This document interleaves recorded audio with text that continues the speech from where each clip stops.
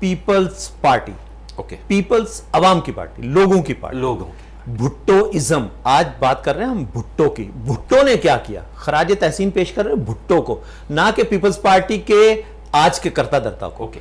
ایک ویژن کو لے کے کنٹینیو. آج اگر پیپلز پارٹی کسی ویژن کے اوپر کام کر رہی ہے بھٹو ازم، تو میں کہتا ہوں کہ بہتری کی گنجائش ہمیشہ سے رہتی ہے. اوکے. اگر ہم انفراسٹرکچر کی بات کرتے ہیں، میں اپنے پروگرامز میں بہت زیادہ ناقد ہوں، ہمارا انفراسٹرکچر اچھا نہیں ہے، ہماری انڈسٹریلائزیشن کی طرف جانے والے انفراسٹرکچر کو جہاں سے ہم پیسہ کماتے ہیں وہ اس لیول کا نہیں ہے.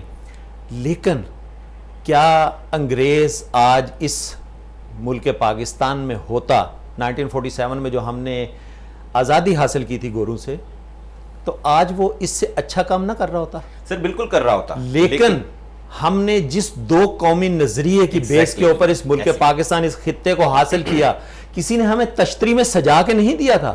آج اگر ہمارے بچے، آج اگر ہمارے ملک پاکستان سے برین ڈرین ہو رہا ہے تو اس کی تمام حکمران، تمام گورنمنٹس برابر کی ذمہ دار ہیں.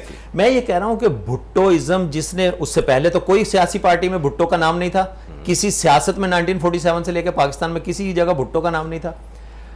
اس ویژنز کو جب ہم نے ڈی مورلائز کر دیا، اس کو جب ہم نے دبانے کی کوشش کی، پیپلز پارٹی کو ختم کرنے کی کوشش کی گئی، جب نیشنلائزیشن کی بات کی گئی کہ انڈسٹری جتنی بھی انڈسٹریز ہے اس کو گورنمنٹ نے اپنے اس میں لے لیا، تو جو ویژن تھا بھٹو صاحب کا، کیا اس ویژن کو آگے جس بھی ڈکٹیٹرشپ نے یا جس بھی سیاسی پارٹیز نے اس وقت پاکستان کے اوپر حکومت میں آئیں، اس ویژن کو چلنے دیا؟ ہم نے جس سیاستدان کو دفن کیا، اس کے ساتھ اس کے ویژن، اس کے سارے چیزوں کو دفن کر دیا.